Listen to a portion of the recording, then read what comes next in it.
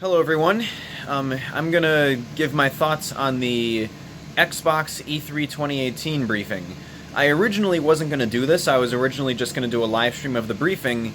The problem is that my stream setup was just totally riddled with technical difficulties. And you know I've done like the Switch reveal. I've done other live streams before without any problems. So I don't know what was going on this time, but I'll figure something out. I'm gonna kind of copy Black Bond style here, be outside when I make the video, because I'm just waiting for the grill to warm up. The downside is you hear my neighbor's air conditioner. I have a neighbor that seems to love running the air conditioning 24/7 when it's above like 60 degrees outside.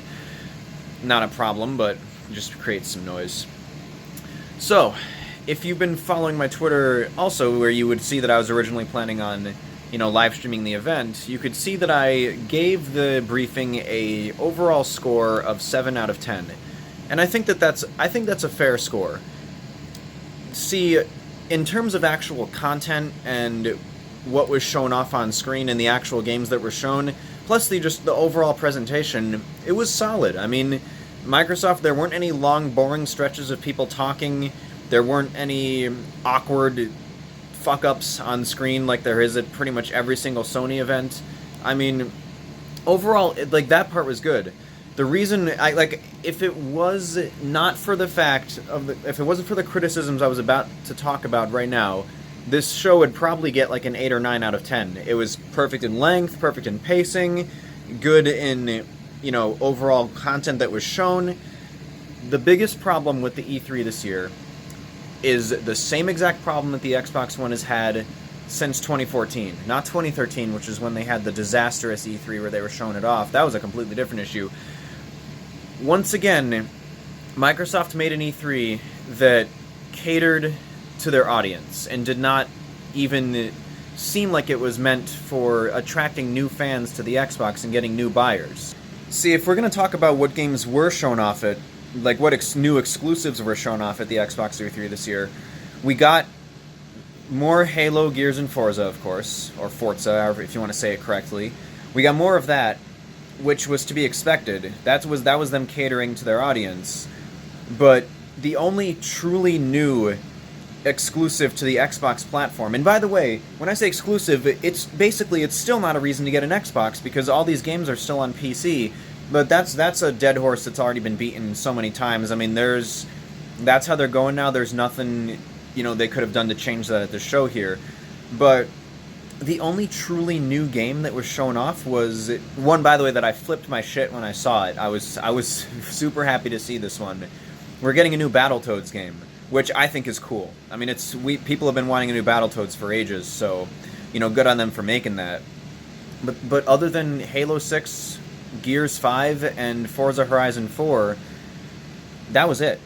Other than that, everything else was either timed exclusives, which, by the way, Cuphead was listed as a console launch exclusive, which, if you've seen the jargon so far, that's basically Microsoft's fancy way of saying timed exclusive without saying timed exclusive, because that term's hated in this industry and by fans. Cuphead was console launch exclusive. So I'm wondering, that means basically that Cuphead is timed for Xbox. It's been almost a year now, and I'm wondering if at the events for Sony and Nintendo, if we're going to see Cuphead on other platforms besides Xbox and PC. But yeah, Forza, Gears, Halo, as expected, and then Battletoads. Everything else was a multiplat or a timed exclusive. So we saw some cool multiplats. We saw more Metro shown off. We saw what was that called? Jump Force or something? It was the Shonen Jump, bunch of Shonen Jump characters like Goku and Naruto and Luffy, like all these guys, like all those universes put into one big giant fighting game. If that game has a super cool story, then I'm digging it. We saw Cyberpunk 2077 for the first time, like at least as far as I can tell, the first trailer at like a big E3. I've been following Cyberpunk for a while, and I'm excited to, well, not like heavily, but like I've kind of casually been following it, and I'm excited to see that because, CD Projekt Red delivers on every game they make. But back to the original point that I kind of made at the beginning here and also on my Twitter feed, because the only new real games that were shown off were Halo, Gears, and Forza, and then a bunch of multiplats, That right there is just stuff catering to existing Xbox fans. I mean, the people that currently own Xbox Ones are the kinds of people who have friends, other friends that play Xbox, and thus they got an Xbox also. And they mostly play multiplats and they enjoy themselves a Halo game. Meanwhile, PlayStation gamers, the people who own PlayStations, have other friends that have PlayStations and they play those multiplats. But that additional, tens of millions of people that own PlayStation 4s are people who want to play games like Persona 5, who want to play games like Horizon Zero Dawn, who want to play Uncharted, who want to play Last of Us. These people want this huge variety of exclusive games that Xbox just simply isn't offering. That's why, I mean, in the beginning, Sony got all the sales is because of Microsoft's disastrous reveal. But Sony proved in the 7th generation that just because your launch is disastrous doesn't mean you can't turn it around. If it wasn't for the Red Ring of Death and the fact that a bunch of people were having to rebuy Xbox 360s, the Sony PS3 would have been second place behind the Wii last generation, which I think they still were, but it wasn't by much. Like, both the PS3 and 360 were in the 80 million range. But again, the 360 was in the 80 million range because a bunch of people were rebuying their original Xboxes. But if Sony was able to take that disastrous beginning of pretty much the first, 3 or 4 years of the PlayStation 3, if they were able to turn that around, then Microsoft, with its gobs of money and huge resources at its disposal, easily could have turned this generation around and revealed a shit ton of new stuff that would have made people want to buy the Xbox. But what did they put their money into? Timed exclusives, acquiring studios that already exist, and we're going to talk about that in a minute, by the way, and the Xbox One X. That's what they spent their money on this generation, the allocated money that they got from Microsoft to make new stuff. And how's that been working? Like, look at us. We're at currently over 6 months since the Xbox One X came out, and the rate of sales for the Xbox One has not increased at all.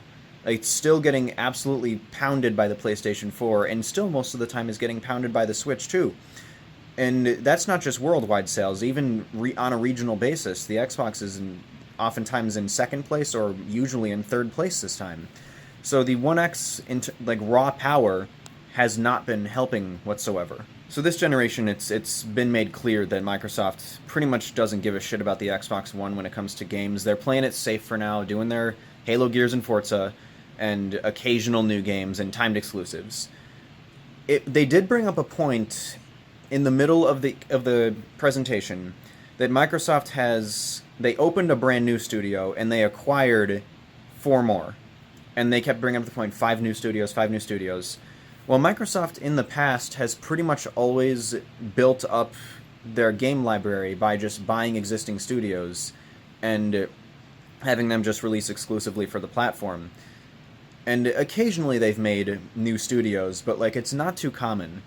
Now, the fact that there's 5 new studios that are at least exclusively Xbox now means that the next generation, I mean, there's no other reason they'd have those studios other than to build up a new generation. So we're probably going to see another Xbox after this, meaning that my whole prediction that, the Xbox was kind of done for after this generation was untrue. I'll eat crow on that one. But they're clearly trying to build up next generation to have some actual first-party software. But this generation, honestly, is just, it's wrapped up, to be honest. I mean, Sony's already won it. The Switch is about to lap the Xbox One pretty easily. And the Xbox One, as we saw from this year's E3, literally got one game that was a relatively new game. And even then, it's not, because Battletoads was a classic franchise on the Super Nintendo, the NES, and the Genesis. So really, Microsoft has absolutely zero compelling new IPs.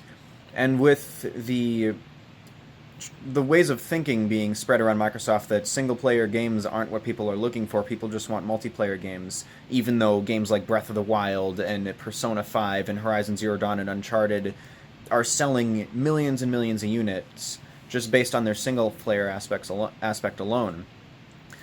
They're clearly lost, and maybe we'll see something different next generation, but every time Microsoft works with a studio, take Platinum Games, for example, with Scalebound. Platinum Games has worked successfully with Nintendo and Sony in the past, and have made games just fine. The one time that they worked with Microsoft, the game got canceled and completely failed. And if it wasn't for the success of other games that were coming out around the same time, the whole cancellation of Scalebound would have bankrupted Platinum Games. Just, and they also, like, that's not only that, but like they Fable completely got, like, that studio's gone, Fable's gone. Like, I don't know, if Microsoft came into this generation with a bunch of IPs and then did not build anything new up and just closed studios and canceled games this generation, just because they're going into the new generation with one new studio that they made themselves and four that they acquired, which is the same strategy they've been doing since the start, how is next generation going to be any different? I really hope that I'm wrong. And in case you don't know, I own an Xbox One X. I own also a PS4 Pro, a Switch, and of course a gaming PC that completely shits on all those consoles combined. So I want to see Xbox do well, but I don't know. Just from this conference alone, I don't trust them. Like, my patience is kind of worn thin for Microsoft, even like as much as 2 years ago, but especially this year, the fact that we got the same kind of conferences last year just without a new hardware reveal means that there's really, like, they've proven their point. There's no reason to get an Xbox One right now unless you play multiplats exclusively and have other friends that play Xbox also. Otherwise, you're better off just getting a gaming PC to play all these Xbox games, or if you like consoles, get a PlayStation 4 so you can play all those same multiplats in addition to a huge slew of quality exclusive games. And we're not even talking about the Switch. I mean, that's honestly, I don't consider the Switch a primary platform. Like, Nintendo they need to get just as much third-party support as Microsoft and Sony for them to be considered like a proper primary console, but they're really not. But yeah, no, that Microsoft has proven their point that there's no reason to have an Xbox One now. And, you know, I hate to talk like this, I really do, because I actually, like I said in the beginning, I wasn't bored at this conference. I enjoyed the content that was shown, but the implications of what was shown off and how this conference was handled just shows that, like, I don't really have trust in the Xbox brand right now. They're going to continue to release more Halo, Gears, and Forza, occasional new games, and they're going to keep acquiring studios, running them into the ground, and closing them, or those studios are going to keep releasing relatively mediocre games. If you've heard from people who have worked with both Microsoft and Sony in the past, Microsoft has a really bad habit of breathing down the necks of developers and heavily restricting them on what they can do and how they can make their games, while Sony, as long as they like your idea, which they like most ideas, as long as it's not something like the school shooting simulator that almost got released on Steam, they're gonna fund you, and you can pretty much do whatever you want, and then they'll let you release the game. And that's what led to the PlayStation's amazing exclusive lineup right now. While Xbox breathing down the necks of developers are the reason why games like Scalebound are getting canceled, because or why the games that are getting released are relatively mediocre, like Sea of Thieves and State of Decay 2. So yeah, it's a shame, but yeah, 7 out of 10. And honestly, conference-wise, I don't expect much better from Sony tomorrow. Sony's gonna just, or whenever Sony's is, see, I'm not even keeping up with the freaking schedule. I have to keep looking it up, because I mean, E3 is just not as exciting for me this year. Sony's gonna show mostly games that we've already seen, and if we see something new, it's not gonna be at E3. They usually show it at their own conference. So, and Sony is notorious for bringing people on stage that talk for too long and having fuck-ups, so I'm not expecting the PlayStation conference to be any good. I'm not going to be able to live stream those. I'll do thoughts videos on Sony and Nintendo also. Nintendo's the only one right now that I'm actually relatively looking forward to, because at least their conferences, they're not too long, and they pretty much focus their entire conferences on their exclusive games, which are the whole reason why people buy Nintendo systems, and occasional third-party games, or third-party exclusives also, third-party multiplats and exclusive, just to kind of show, hey, this is on our system, but they still focus on their exclusive games. So I'm excited to see what they're showing off, and those will be my next videos, Sony and Nintendo. I'm not going to do like Bethesda, or I'm not going to talk about EA, because I don't really give a shit. Alright, well, the grill's all warmed up now, for sure. Gonna make some dinner, and I will see you guys in a few days where I'm talking about the next upcoming conferences. Peace.